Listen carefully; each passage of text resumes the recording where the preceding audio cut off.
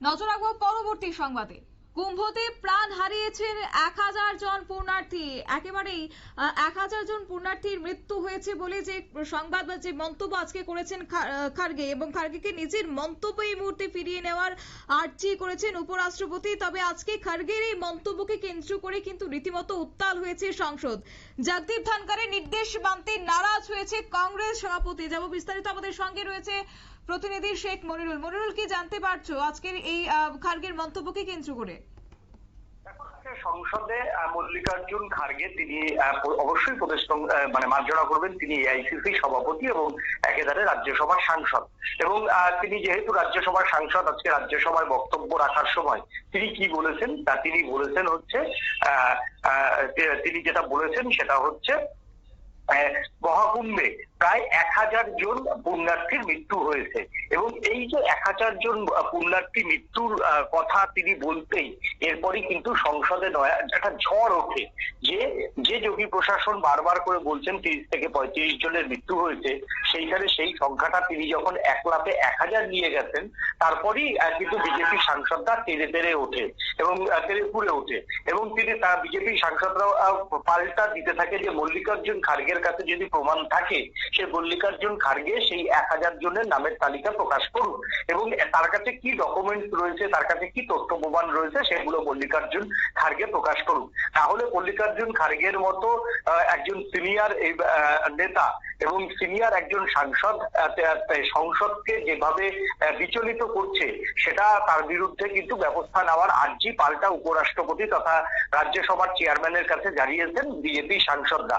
এখন প্রশ্ন হচ্ছে দেখো রাহুল গান্ধীও গতকাল তিনি জানিয়েছেন যে সংখ্যাটা অনেক বেশি, উত্তরপ্রদেশ সরকার তোমার হচ্ছে সংখ্যা চেপে যাচ্ছে, এই কথাটা রাহুল গান্ধী অভিযোগ করেছেন। কিন্তু রাহুল গান্ধী কখনোই কিন্তু সংখ্যা তত্ত্বের নিয়ে কিন্তু কোনো অভিযোগ তিনি করেননি, কিন্তু মল্লিকার্জুন খার্গে পুরোপুরি একদম সংখ্যাটা বলে দিয়েছে, যেটা রাজনৈতিক মহলের একাংশ মনে করছেন যে যেভাবে তিনি এত সংখ্যা তিনি বলেছেন, সেই সংখ্যার যদি প্রমাণ করতে না পারে সেই ক্ষেত্রে এটা কিন্তু বিজেপির আগামী দিনে অ্যাডভান্টেজ হয়ে যেতে পারে। বিজেপি কিন্তু এই বিষয়টাকে কনস্পিরেসি প্রথম দিন থেকেই কিন্তু তারা কনস্পিরেসির তত্ত্ব সামনে আনছেন, এবং কনস্পিরেসি করেই এটা ঘটানো হয়েছে, এবং এই কনস্পিরেসি কিভাবে ঘটেছে সেই নিয়ে কিন্তু বেশ কিছু ফুটেজ ইতিমধ্যেই বিজেপির আইটি সেল থেকে প্রকাশ করা হয়েছে, এবং উত্তরপ্রদেশ পুলিশের যে তদন্ত এখন চলছে সেই উত্তরপ্রদেশের পুলিশের তদন্তের কিছু ভিডিও ফুটেজে কয়েকজন মানুষ তারা এই পদপিষ্টের ঘটনা নিয়ে তারা ওইখানে রটনা রটিয়েছে, তাদেরও ছবি কিন্তু প্রকাশ্যে এসছে। তবে সেখানে কি রটনা রটিয়েছে সেই ভিডিওতে কিন্তু সেই বক্তব্যগুলো এখনো পর্যন্ত ক্লিয়ার নয়। এই বক্তব্যগুলো ওই ভিডিও ফুটেজের ফরেনসিক যে পরীক্ষা, সেই পরীক্ষা উত্তরপ্রদেশ পুলিশ করছে, এবং তাদের চিহ্নিতকরণের প্রক্রিয়া ইতিমধ্যেই শুরু করে দিয়েছে উত্তরপ্রদেশের বিচার বিভাগীয় যে বিভাগ রয়েছে বা যারা এই তদন্ত কমিটিতে রয়েছে তারা এটা করেছে, এবং সেই জায়গা থেকে একটা বিতর্ক, সেই বিতর্কের মধ্যে মল্লিকার্জুন খার্গে তিনি আজকে যেটা বললেন যে 1000 জন মানুষ। দেখো উত্তরপ্রদেশের এই যে যোগী আদিত্যনাথ সরকারের বিরুদ্ধে অভিযোগ কিন্তু অনেকেই এনেছেন। তৃণমূল কংগ্রেস তারাও বলেছে যে সংখ্যা চাপছে, আর তারাও বলেছে সংখ্যা চাপছে, কিন্তু এখনো পর্যন্ত সেইভাবে সংখ্যা তত্ত্ব পার্লামেন্টের ভিতরে সেইভাবে কেউ অভিষেক বন্দ্যোপাধ্যায় কিন্তু সংখ্যা তত্ত্ব একবার বলেছেন, সেটা কিন্তু পার্লামেন্টের ভিতরে না, পার্লামেন্টের বাইরে। পার্লামেন্টের বাইরে আর পার্লামেন্টের ভিতরে বলার কিন্তু অনেক ডিফারেন্স রয়েছে। পার্লামেন্টের ভিতরে যেটা বলবে সেটা কিন্তু তোমার হচ্ছে সরকারি বক্তব্য হিসাবে রেকর্ড ধরা হয়। সেই ক্ষেত্রে স্পিকার বা রাজ্যসভার চেয়ারম্যান যদি বোঝার নির্দেশ না দেয় তাহলে কিন্তু সেটা সরকারি দলিল আকারে থেকে গেল।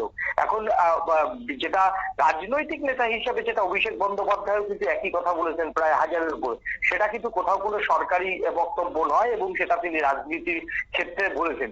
কিন্তু এই ইস্যুতে যদি মল্লিকার্জুন খার্গেকে কাল যদি বিজেপি সাংসদরা পাল্টা চেপে ধরেন যে মল্লিকার্জুন খার্গেকে এবার প্রমাণ করতে হবে যে 1000 জন মানুষের মৃত্যু হয়েছে তার পরিসংখ্যান, তাহলে কিন্তু পাল্টা মল্লিকার্জুন খার্গে কিন্তু চাপে পড়তে বাধ্য থাকবে, এবং এই ইস্যুতে যে বিজেপির কনস্পিরেসি যে নীতি, সেই নীতিটা বা কনস্পিরেসির যে কৌশল, সেটা কিন্তু অনেকাংশে প্রকাশ পাবে। তাই তোমার হচ্ছে যেটা রাজনৈতিক মহলের বক্তব্য যে এমনিতেই যোগী আদিত্যনাথ সরকার মহাকুম্ভের পরপর ইনসিডেন্টের পর তারা কিন্তু যথেষ্ট চাপে রয়েছে, কিন্তু সেই জায়গা থেকে যোগী সরকারকে চাপে রাখতে বলে যেভাবে কৌশল নেওয়া দরকার সেই কৌশল কি বিরোধীরা নিতে পারছে তা নিয়ে কিন্তু ইতিমধ্যেই প্রশ্ন উঠেছে। এবং আজকেও কিন্তু যোগী সরকার পুলিশের সম্পূর্ণ ব্যর্থতায় 6 জন মানুষ কিন্তু ঝলসে গেছে। এবং একটা মেলাতে কিভাবে এরকম ভাবে অগ্নিসংযোগ ঘটে বারবার তা নিয়ে কিন্তু ইতিমধ্যেই উত্তরপ্রদেশের পুলিশের যতই নিন্দা করা যায় ততই কম হয়ে যায়, উত্তরপ্রদেশের দমকলে যত নিন্দা করা যায় ততই কম হয়ে যায়। সেই জায়গা থেকে যোগী আদিত্যনাথ সরকারকে এই অব্যবস্থার ছবি তুলে ধরে যদি জাতীয় রাজনীতিতে কোণঠাসা করতে হয় তাহলে বিরোধীদেরও কিন্তু অনেকটাই কোমর বেঁধে করতে হবে।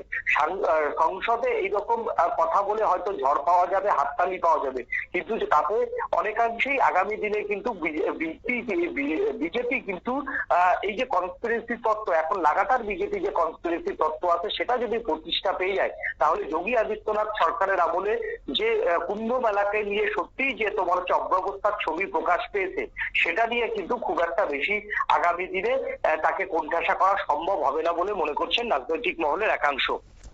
ধন্যবাদ তোমাকে।